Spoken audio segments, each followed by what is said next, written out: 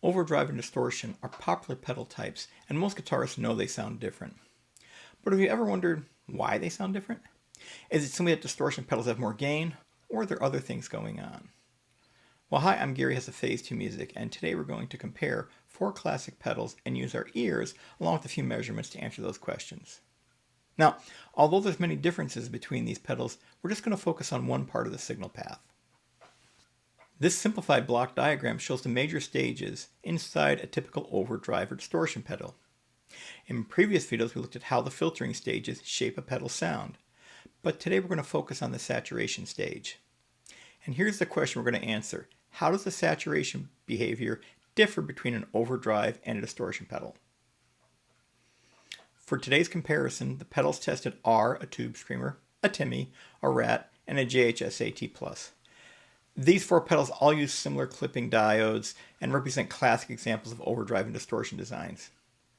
As we'll see in future videos, changing the number and types of diodes, clipping arrangements, or other parts of the circuit can also alter the tone and make them sound different. So think of today's discussion as a useful starting point rather than a complete definition. Now, I've matched the output levels so the volume shouldn't influence what we hear, and I've chosen representative tone settings, places where I think the pedal sounds sort of like itself. Your settings may be different, and that's perfectly fine. Today's goal isn't to find the perfect settings for each pedal, it's to compare their saturation behavior. To keep this comparison fair, all 4 pedals use the drive knobs at 12 o'clock, and that means some musical examples, well, naturally favor certain pedals while others may not sound as great. But that's expected. The goal here is to compare the saturation behavior, not to dial in the ideal tone for each pedal.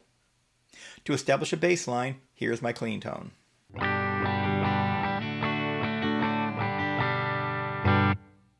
For today, I'm using a Universal Audio Dream 65 into a Strymon Flint for a touch of reverb. Now let's hear the 4 pedals with all the drive controls set to noon.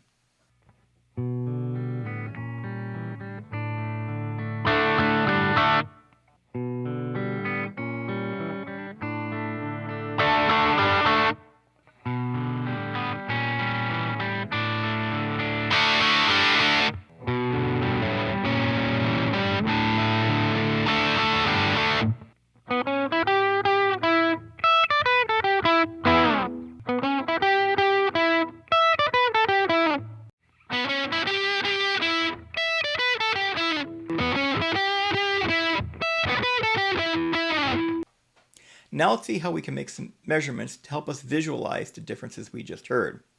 But before we interpret the measurements, let's just first take some time to understand what the graphs are showing. I'll use this JHS AT measurement because it makes the transition easy to see. The horizontal axis shows the input level going to the pedal. As we move to the right, we're driving the pedal harder. Think of, on the left, you're going to get signals that are very quiet, almost inaudible. Up to the far right, it's really slamming the pedal hard. The top trace shows the pedal's output level. It's voltage. This is what's coming out of the pedal. Higher here is going to mean louder. At the bottom, and it's going to pretty much be almost inaudible. Now, the bottom trace here is the total harmonic distortion. This is like a measurement of how much the pedal is changing the shape of the guitar sound, or, well, distorting it. At first, as the input increases, the output also increases almost linearly. Then the pedal begins to saturate, and the output seems to stop increasing. Then, just before the point where the pedal's output is starting to saturate, the total harmonic distortion begins increasing rapidly, and seems to flatline as well after that point. That's the pedal transitioning from a mostly clean sound to a distorted sound. Together, these 2 traces tell us a great deal about how a pedal enters and behaves in saturation. For today's discussion, don't worry about the exact numbers. Instead, we're going to compare where these curves begin changing and the overall shape of the curves. So, with that explanation out of the way, I will now show the graphs of what you just heard. There are differences I'd like to draw your attention to, and to see those more clearly, let's look at a dedicated total harmonic distortion plot. Probably the most obvious difference you see is that the distortion pedals, here's the distortion pedals, seem to go into saturation with a smaller input than the overdrives. Distortion pedals, overdrives. Some would refer to this as they have more gain, with the AT plus having going into saturation first, followed by the Rat, then the Tube Screamer, and finally the Timmy. The second difference is that the distortion pedals reach greater levels of total harmonic distortion than the overdrives, and this tends to be obvious as you listen to them. So, distortion pedals, overdrives. Distortion, overdrives. Now that we've looked at the measurements, let's listen again. This time listen for two things. First, how soon each pedal begins to distort, and second, how distorted each pedal sounds as I replay the examples.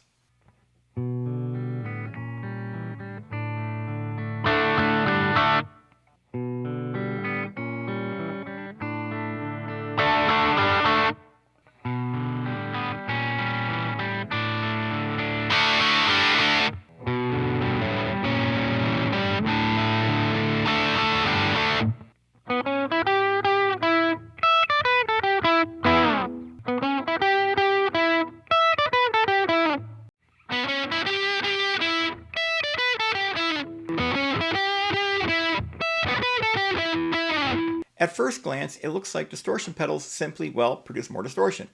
But is that the whole story? Let's go check something out. We're going to remove one variable. We can adjust the pedals so they all go into saturation at the same point by adjusting their drive knobs. This will allow us to see some additional behavior more clearly. As you can see, the overdrive pedals have their drive knobs above 12 o'clock, while the distortion pedals, it's now sort of below 12 o'clock. I'll play the pedals again to see if you can hear the differences between them.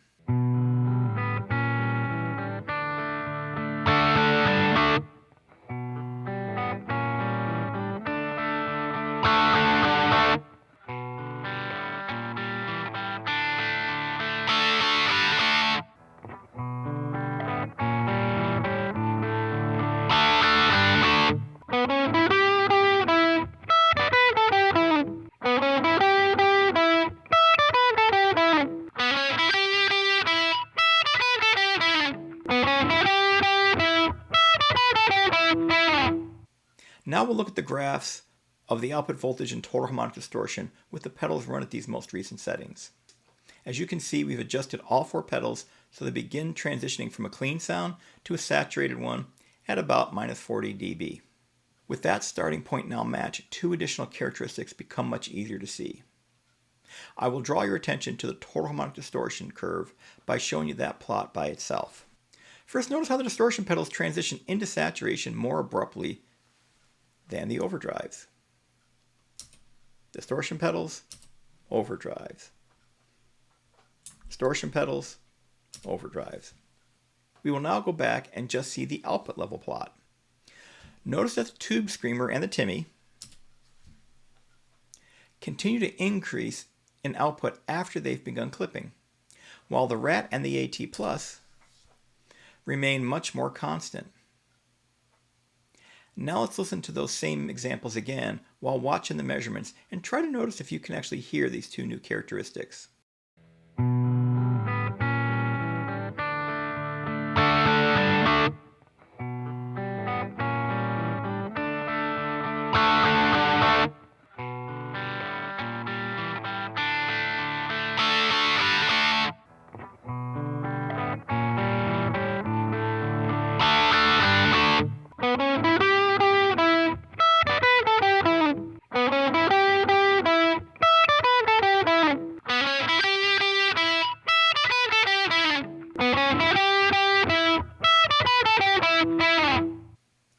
These two characteristics help explain why overdrives are often described as having a more responsive or softer feel, while distortion pedals feel more abrupt or harder.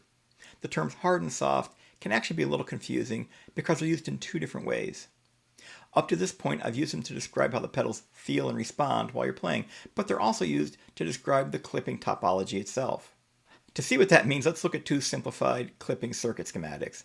These aren't the actual circuits used in the pedals we're testing, but they illustrate the two basic clipping approaches. In a soft clipping circuit, the diodes are placed in the op-amp's feedback path, while in a hard clipping circuit, the diodes are connected to the output of the op-amp to ground. One interesting thing to notice is that the two overdrives produce remarkably similar saturation curves, and the two distortion pedals do as well. Overdrives, distortions. Overdrives, distortions. That isn't a coincidence. These pedals use similar clipping topologies and similar diode types. These measurements suggest that the clipping stage plays a major role in shaping the saturation behavior we're seeing. So after comparing these 4 classic pedals, we've identified 4 characteristics that explain why overdrives and distortions often sound and respond differently. As we explore other pedals in future videos, I'd encourage you to keep these 4 characteristics in mind. First, distortion pedals generally begin saturating with smaller input signals than overdrives. Second, distortion pedals reach higher levels of total harmonic distortion. Third, overdrives generally transition into saturation more gradually than distortions. Fourth, overdrives can continue to increase in output level while in saturation, whereas distortion pedals, they tend to level off. Notice I said generally. These aren't universal rules. They're characteristics of the classic pedals we explored today. Other pedals will exhibit these characteristics even more strongly, while some might even combine them in different ways or challenge these assumptions altogether. Today we introduce these characteristics by listening to them and seeing them in measurements.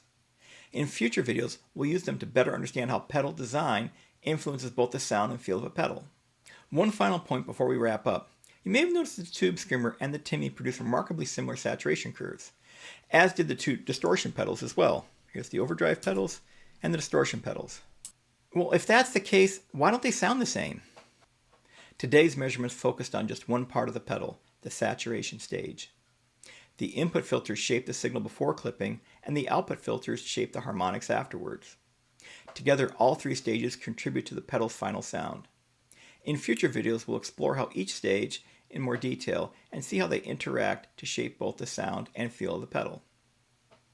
If you enjoyed this video, please like, subscribe, and share. You can also visit phase2music.com to learn more about my pedals, and, hey, just keep buying them. Take care.